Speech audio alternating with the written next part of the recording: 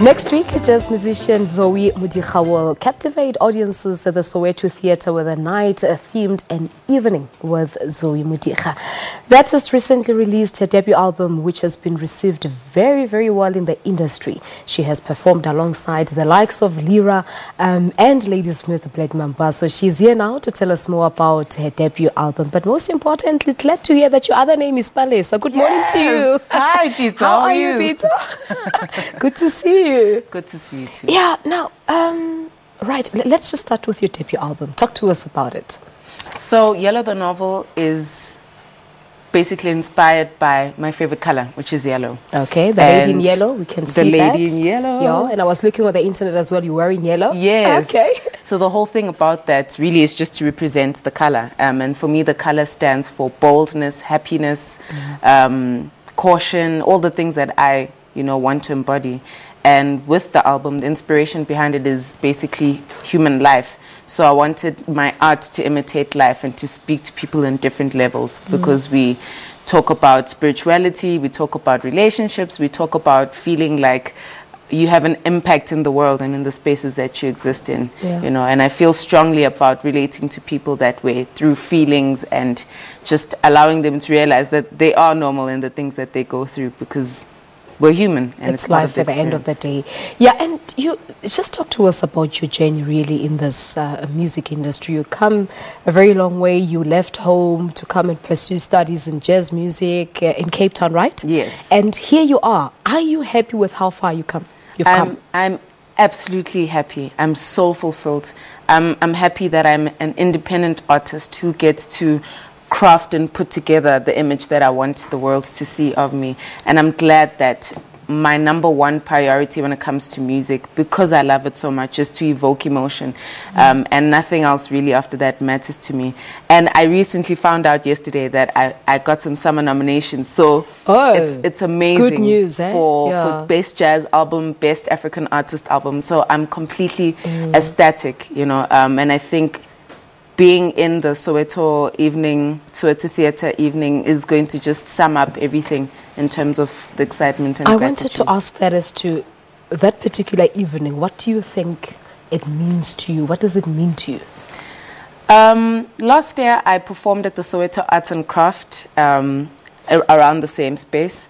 And it was probably one of the most transcendent performances that have ever taken place. I felt as though the people met me halfway, and we were literally of one spirit and of one mind. And there was something really in the air. And to go back into that space for me is more than an honor. I think it's going to be a very unforgettable night. And I'm there to make sure that it's exactly that. All right. Do you look up to Mams Bongile Khumalo? Of course. Because I was listening to you as we were rehearsing, and I'm like, oh my word, for a moment I thought Mams Bongile was in studio for us. Oh, and it was that's Zoe. Great. Thank you. Okay. What have you learned from her? Well, she's been celebrated in this country. She's been celebrated in the world. And I think that's such a beautiful representation of excellence, because she has also, like me, been knowledgeable when it comes to the things of music. She's taken time out to put her craft together, and she just represents so much beauty, so much boldness, so much class. I hope to really see her in history books. Oh, certainly. Now, as a young jazz musician, how would you say is the reception of this genre among young people? When I know jazz is just for the oldies, but it looks like things are changing now, because how you go to jazz festival, you find Takatsarona, they're enjoying this genre. Yes. Well, I'd like to just definitely speak on the new wave of modern jazz young musicians that are in the country. There are a lot of them. There's Tandi Ntuli, Benjamin Jeff Das, Pam Dalose, to name a few, Mandla Blangeni, and the sounds that they have are not what you would typically expect jazz to sound like. I think people have an impression of what it is.